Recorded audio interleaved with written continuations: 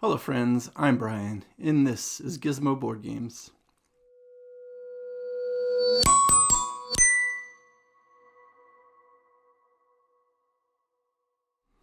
And today I am doing a tier ranking of sorts. I'm not doing it on the computer or whatever. If you've seen tier rankings, basically it's just listing something into various tiers, from S tier being like the best of the best to, usually D or F tiers or somewhere around there.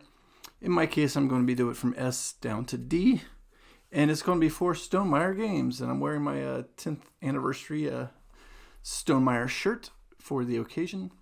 If you followed along my videos in the past, you know I am a big proponent of Stonemaier games. I've got a whole shelf of them behind me there. There are 15, I believe, different Stonemaier games, of which I've played 13 of them, so almost all of them, and I own, I think, 10 or 11 even from there. So I own almost everything. I've played even more than what I own, obviously, and so that's that. And I'm going to go ahead and throw them into some tiers here in just a moment.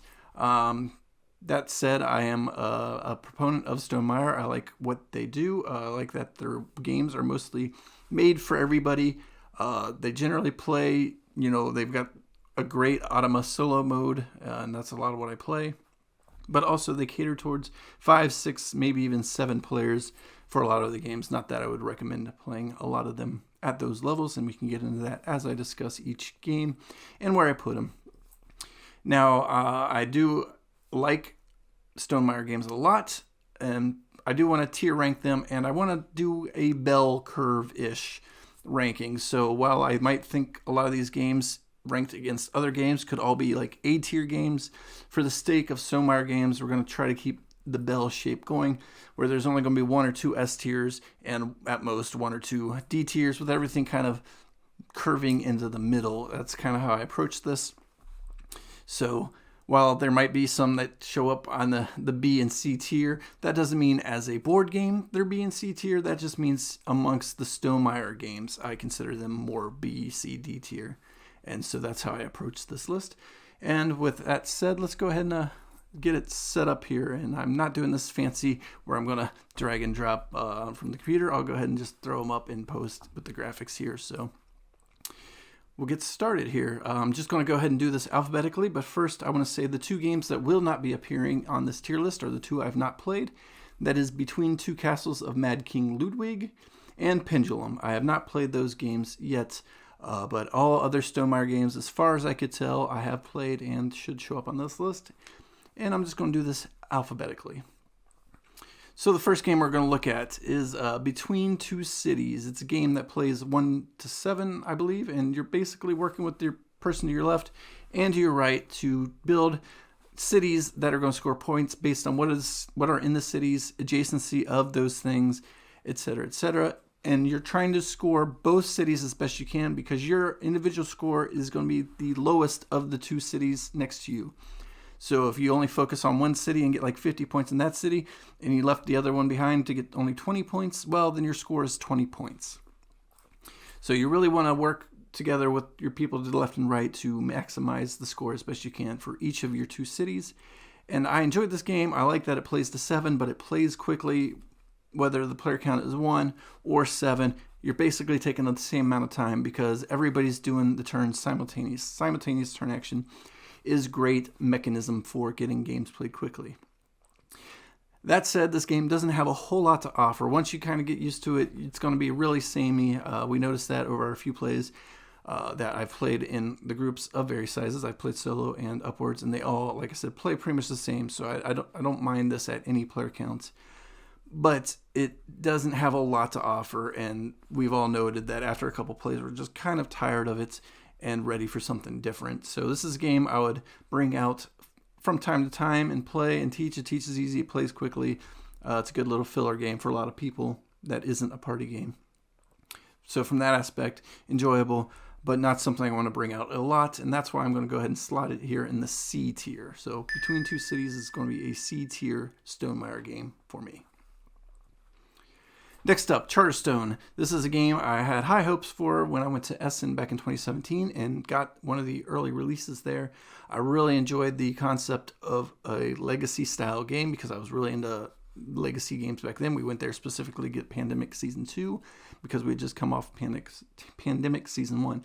And this was a worker placement legacy game, and it still is, and it's got a recharge pack, and that's really cool. So it lets you buy the stuff to play it on the other side of the board because the board is dual-sided. I think I'm saying that right. Or maybe just get a new board with the recharge pack. But you get all new cards and stickers and everything that goes with it. It's a lot of fun. I really like this one. We played most of the campaign, I think 8 of the 12 or 13, I believe, available turns. And then I lost my group, and I haven't touched it since. It's been sitting on my shelf behind me ever since then in the same mode. I don't really remember how to play it. It's got a digital version. I've downloaded. I think I played through the first scenario, but not a lot of longevity there just from having experienced it a little bit already. So Charterstone, I like the concept. I liked the gameplay when I was playing it, but it being a legacy campaign style game, that means you got to come back with the same people. It plays to 6. It's got, automa modes. Like you're always going to have 6 players in the game. So I could play it solo and finish it out, but I don't want to. I think this is one I would rather play in a group of 5 or 6 and just, have the bare minimum of robot players. I look forward to being able to get a new group in it, but it's kind of fallen off just in the lack of plays. And that's why it's going to fall right in the middle. It's a really fun game. I'll put it at a B tier for the Stonemaier games. Next up, Euphoria, Build a Better Dystopia. This is a game I heard about being good for a while, and I never really got my hands on it until recently. When I finally got it played, again, it plays 1 to 6. The solo mode's decent, but I prefer playing this with more players. I think 4 is probably going to be the sweet spot if I was guessing, but I haven't played it at that count, so I don't know. 6 seemed like a little bit too much. 1 was okay, but not bad either. But the neat thing about this game is you're just generating resources, and you've got helpers of one to two of the 4 different communities you can use. Some of them are restricted. If you don't have somebody from that community, you can't go there. And you're just trying to build up resources to generate things to get more stars onto the board, but you don't want to do too much. You don't have your workers be too strong or too knowledgeable because then you're going to lose them. It's a dice worker placement game, resource manipulation. It's got a lot of interesting things that I enjoy, and I liked the play, and I look forward to playing again. I've only played it a couple times, like I said. But right now I'm going to go ahead and slot this in the A tier because I think it's got a lot of potential, a lot of fun, and a lot of neat mechanisms that aren't too hard to learn once you get used to kind of what you're doing in the iconography and how things go together. Although it does have a little bit of a burn-in time that we noticed. But I like Euphoria, Build a Better Dystopia, good enough to call it an A tier Stonemaier game. Next up would be Libertalia, The Winds of Galecrest, and this is a game that I really enjoy. It plays well, again 1 to 6. The solo mode is fantastic. It really feels like you're playing a 2 or 3 player game. The 2 player game's really good. It replicates a 3rd player game, and depending on where you're playing things, you got to strategically make decisions to try to hinder your opponent, and you all know what everybody's probably going to do on their turns because there's only 2 people to think with. 3 players is pretty much the same. Once you get into 4, 5, and 6, it becomes more of a random fest of who's doing what when, and there's less predictability, but just more chaos and more fun, and I really enjoy this at every player count. Libertalia, Winds of Galecrest is a remake of an old Libertalia game. Stonemaier put a spin on it, changed some things up, added some new characters, and I think just improved on the game all around to include the great solo mode as well. And that's why this one's also going to be an A tier Stonemaier game for me. I really enjoy this one. It's a lot of fun, and I don't think it gets the recognition it should. Next up, My Little Scythe. This is a game meant for kids to kind of get into this style of game, or really not even necessarily kids, introductory players. It's got minimal rules, minimal actions, but it feels kind of like Scythe. You're taking, your actions from an action board that you can only, take a different action each turn. So you're blocking it off with your peg and you're moving it around to different places. You're generating resources on the map, and then you're walking around collecting them. You're getting into fights where you could steal resources from another opponent, and you're racing to get objectives met, because the first one to meet 4 or 5 objectives, depending on whether you're playing with the expansion or not, will potentially be the winner, but not necessarily, because everybody gets the turn to finish out that round and see if they catch up and score better. Well, not score better, because that's regular Scythe, but my Little Scythe, you have just tiebreakers if everybody scores the same. And I don't know, it's a little bit of a race around to achieve objectives, collect points, get into pie fights, etc., etc. It's a lot of fun. I enjoy it. My daughter enjoys it. It's got an okay solo mode that replicates the player action. And I'm going to go ahead and put my Little Scythe right in the middle in the B tier as well, maybe slightly behind or in front of Charterstone. I'm pretty much in that same area if you wanted to rank the tiers individually. They're pretty close together. I enjoy both of them. Next up, Red Rising. This is a game that is very bipolar, I guess is a word. Most people either love it or hate it, and I fall right in the middle, and this is going to fall right in the middle for me as well. Probably the lowest of the B tiers once we get them all in place. But Red Rising is a game that I really like the solo mode. It's a great little thinky puzzle where you're balancing out the cards and the actions and trying to race to get the resources and the score tracks. In more than probably 2 players, because I haven't played it at 2, but I have played it at 5 or 6, and it plays to 6. It was really slow because every time somebody does something, everybody's got to read every card, or not every card necessarily, but the new card that was played, because they're all going to do something different when they're played. They're all going to do something different when they're in your hand. They're all going to do something different when they're picked up. And so it just slows the game way down and it becomes this just long, thought out analysis paralysis game as every single new card comes into either somebody's hand or to the board. And yeah, so it takes way too long in a large player count. However, as a solo player, when it's just me thinking out all the cards and looking at what's on the board and how I want to best manipulate my hand against the automa, I really enjoy that solo puzzle. And so I really enjoy this at 1 or maybe 2 player count, because I feel like I would play the same just with one other person. But I don't enjoy it as much once the player count starts to grow. It really bogs down, and I would rather play something different. So that's why it falls right in the middle of the list for me. It's enjoyable, solo to the point where, like, as a solo game, I would probably put this in A or S even. But as a lower player count, I would put it probably in the C or D, or I should say higher player count. I would put it in the C or D tier, and that's why I'm just going to go ahead and throw it in the B, right in the middle, the average of the 2 feelings for it, and call this just the lowest of the B tier games. Next up, Rolling Realms. This is a game that is a meta game. It's a game where you're rolling and writing into you're going to play into 3 different realms that you randomly draw out and play that 3 different times. So over the course of the game, you're going to play 9 different realms and score points based on how you manipulate the dice to earn the points that are awarded from each realm. It's a fun game.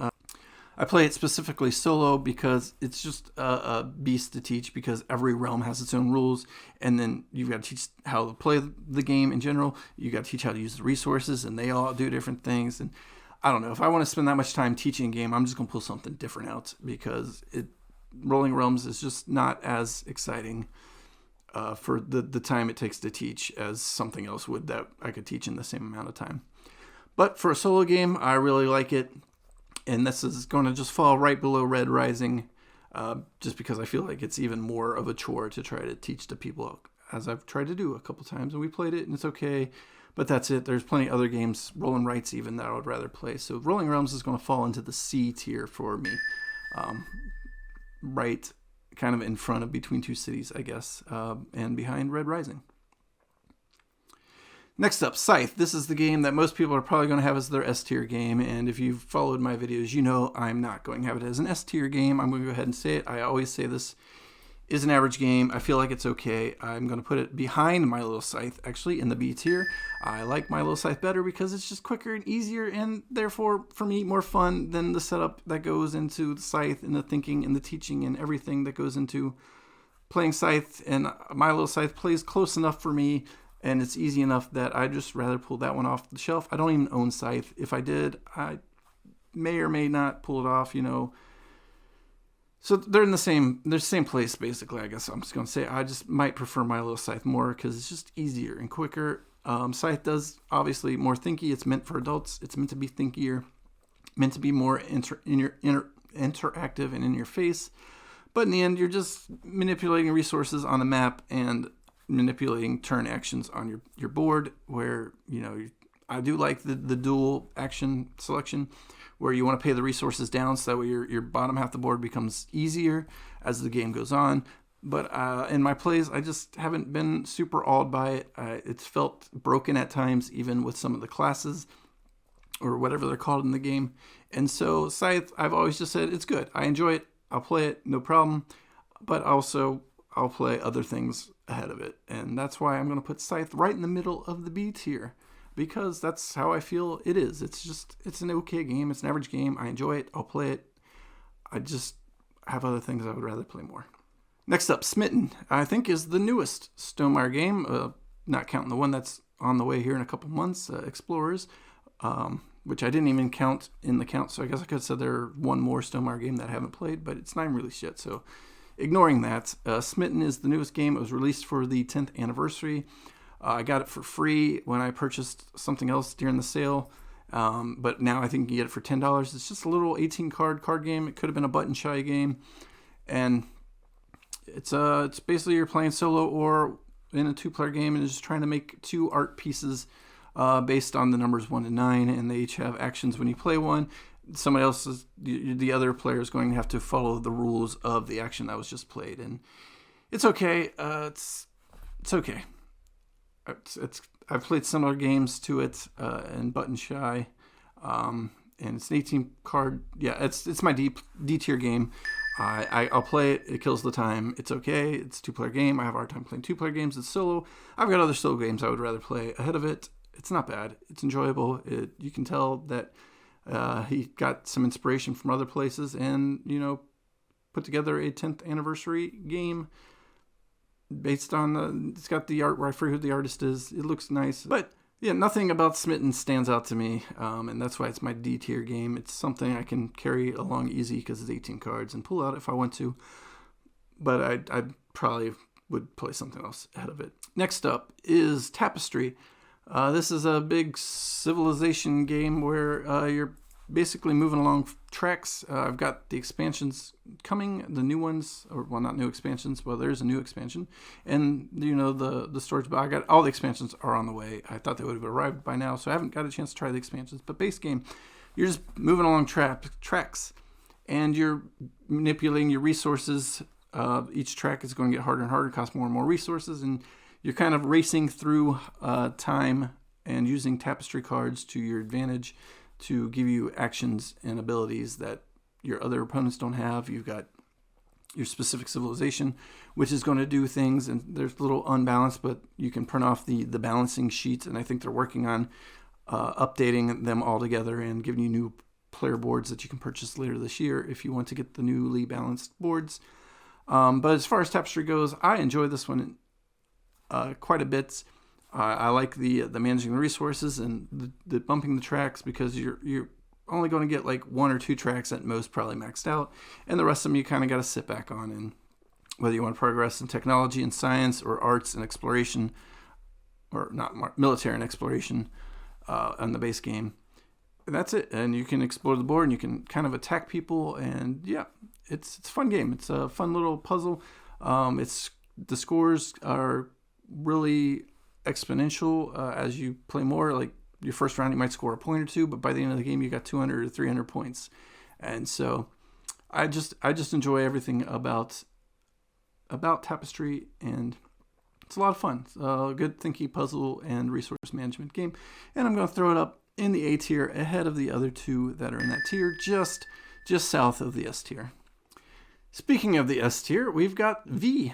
Next, it's Viticulture. Viticulture is, if you follow my top 50, one of my favorite games of all time, and very easy S tier game for me. I really like this one. It's card manipulation, it's resource generation to an extent, it's worker placement at its core, and it's just a tight game where you're racing to get 25 or 20 points, 25 points, I don't remember.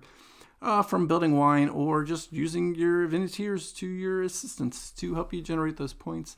I really like Viticulture. It's one of my favorite games, and it's S tier for sure. If you don't know much about Viticulture, there's plenty out there to find out. I don't know what else to add to it. It's just a game I really enjoy, and I know some people don't like it because there's too many cards that you can't really plan out, but I don't mind that. I don't mind, having to readjust my plans. That's part of playing a strategy game for me, is adjusting on the fly. You got to do that in Terraforming Mars and Ark Nova and all these other games that are highly thought of. So I don't know why Viticulture sometimes gets the raw end of that deal, but I don't mind it. I enjoy Viticulture, and it's one of my favorite games and very easy and S tier Stonemaier game. I'm going to follow that up with Viticulture World, which is the cooperative expansion that was released last year for Viticulture. And this time you're working together and trying to build everybody's vineyards up to score 25 points. And this time I know for sure it's 25 points. Plus you've got 5 or 6 or 7 different continents, different ways you can play. They changed the game. They changed the gameplay, the style to an extent. They're going to give you assistance along the way. And you got to meet another goal. As a group, you got to push one track up to 10, and you got to make sure everybody's points get up to 25 by the end of the 6th round. And so it takes a lot of work and manipulation, and it's a game that I haven't played in a group, but I have played it solo. The solo mode's pretty fun. More to come on that, I think, shortly in the future. But it's an alright game. I want to play with other people to know where I really feel about it. So right now I'm just going to kind of put it in the B tier behind Scythe and ahead of Red Rising, because it's got a lot of potential. I just haven't had the chance to play it the way it's meant to be played, and that's cooperatively with people and not just by myself with a robot. So I'm going to put it down there in the B tier. It looks like it has a lot of potential. It's one of my favorite games, and it's a new way of playing it. But I haven't had that chance to play it that way yet. And finally, the last game from Stonemaier Games that I played is Wingspan. Wingspan is also probably the most popular Stonemaier game. It's a game you can get at Target or Walmart or wherever. I don't know. I haven't been in the United States in years. So, but I know this game is just available everywhere. And everybody knows about Wingspan if they've ventured into the board gaming hobby just a little bit. It's card drafting, card manipulation, card playing, engine building, action selection, I guess. You're getting diminishing turns per round, but your turns are getting more and more powerful as the game goes on because your birds are giving you abilities, which are potentially giving you resources or points, and you're playing towards goals. And it's this game, everybody has enjoyed it. Every time I pulled it out, I enjoy it. I enjoy teaching it. I enjoy playing it. It's one of the games that helped me really solidify myself into the hobby. I've got everything for it, and I could have, I guess, put Wingspan Asia as a separate game, but I didn't in this regard because it's pretty much the same game. It's just got a 2-player mode that's slightly different that I haven't tested yet. So if you want to say Wingspan Asia is another game that I haven't played, you can put that on that list. But I'm just throwing it together, the extra cards and the style and everything. Wingspan Asia allows it to play to 7 instead of 5 with some double playing, simultaneous playing between 2 different mini groups. So yeah, that's Wingspan. I enjoy it. It's one of my favorites in my top 50 as well. And it's definitely another S tier game. And it kind of puts Stonemaier more on the map than when they first came out with Viticulture. Wingspan is the one that's really grown the brand, and has really grown my hobby and made me seek out some of these other games that are almost as fun for the most part. And I really enjoy the Stonemaier brand, the Stonemaier games, and I like what they bring to the table. And I think they, for the most part, can show up on any table, some more than others. But that's what I have. That's my tier. That's my ranking of the Stonemaier games amongst themselves. And if you like this, give me a thumbs up. Hit the subscribe if you want to see more from me. I put out new content every week, and I hope you come back in the future. Leave some comments below about what you think of your Stonemaier favorites or of how I rank them here. Maybe you disagree. Maybe you would flip the board. I don't know. Let me know in the comments below, and I'll catch you next time. Bye.